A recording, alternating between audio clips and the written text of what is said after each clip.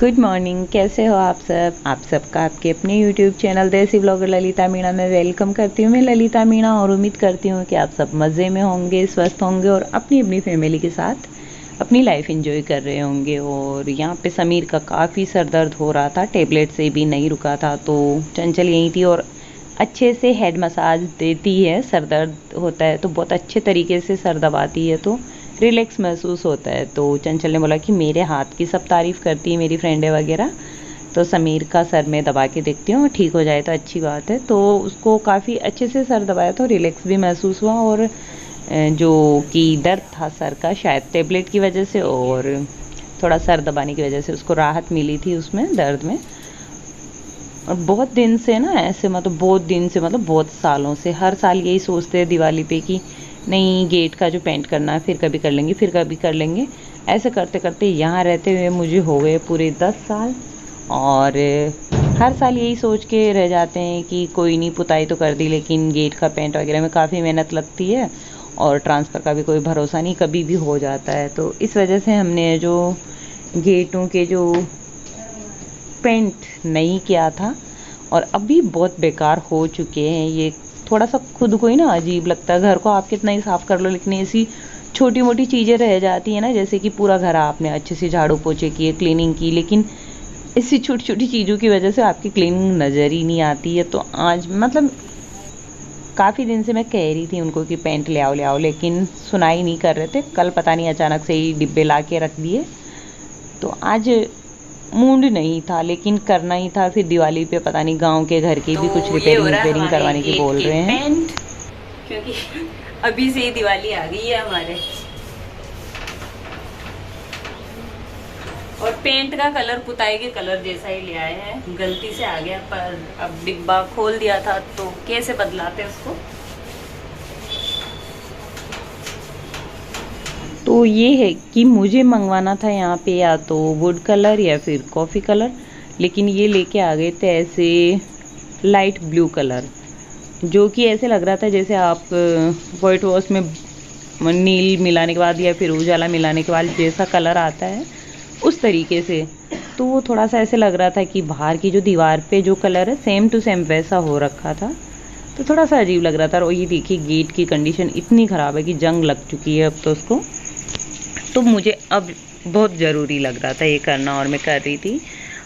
समीर को मैंने बोला था तो उसके पता नहीं कोई प्रोजेक्ट वगैरह तैयार करने थे, उसने बोला कल कर दूंगा, लेकिन कभी ऐसे होता है ना कि बहुत से काम ऐसे होते हैं कि हमें ऐसे लगता है कि नहीं आज ही करने हैं ये।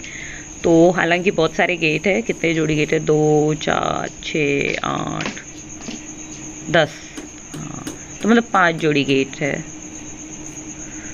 और 5 नहीं फिर लेट बाद के तो बहुत ज़्यादा हो रहे हैं, तो 7 जोड़ी है।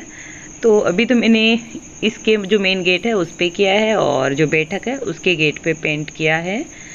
तो एक दिन में मेरे से इतना ही हुआ। एक दिन में तो क्या, मैं 3 बजे के करीब 3 बजे के करीब ही लगी थी। और ना ऐसे मेरे को मतलब कि दिवाली पे भी अपने घर को पुताई उताई जो भी होती है मैं ही करती हूँ। पिछले साल भी जब इसकी घर की रिपेयरिंग हुई थी, प्लास्टर वगैरह निपटने के बाद जो भी वाइट सीमेंट से पुताई होती है वो मज़दूरों ने करी थी। उसके बाद जो भी कलर करने थे मैंने और समीर ने मिलके किया था। तो मुझे हमेशा से यही है कि मेरे घर का जो भी जितना भी काम होता है वो मैं खुद ही करूं, और मुझे वही अच्छा लगता है।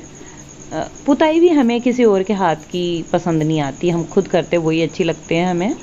और जैसे ही मैं पेंट करने से फ्री हुई, बाहर आके देखा तो इतना सुहाना मौसम हो रखा था। चौक में आने के बाद मैंने देखा तो इतनी तेज़ हवा चल रही थी, इतनी ठंडी हवा थी, जो कि बहुत दिनों के बाद ऐसे मौसम हो रहे हैं कल परसों से ही, तो काफ़ी अच्छा लग रहा था। और यहाँ पे देखिए मोगरे के फूल आए हुए हैं, और इतनी तेज़ हवा कि पूरा जामुन का पेड़ हिल रहा था। और दिन में ही आ गई थी मम्मी, इतनी देर ये सोई हुई थी और मैं गेट वगैरह के पेंट वेंट कर रही थी, तो मैंने भी इनको बोल दिया था कि आप तब तक आराम करो, मैं भी थोड़ा काम कर लेती हूँ।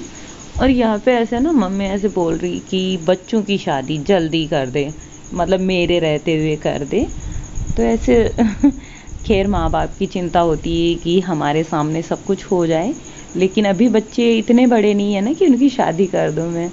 पर फिर भी इनको ऐसे लगता है कि मुझे अभी मेरे बड़े वाले लड़के की शादी कर देनी चाहिए। हालांकि अभी वो 21 साल का हुआ नहीं, 4 सितंबर को हो जाएगा लेकिन अभी इनको लगता है कि मुझे मेरे बच्चों की शादी कर देनी चाहिए।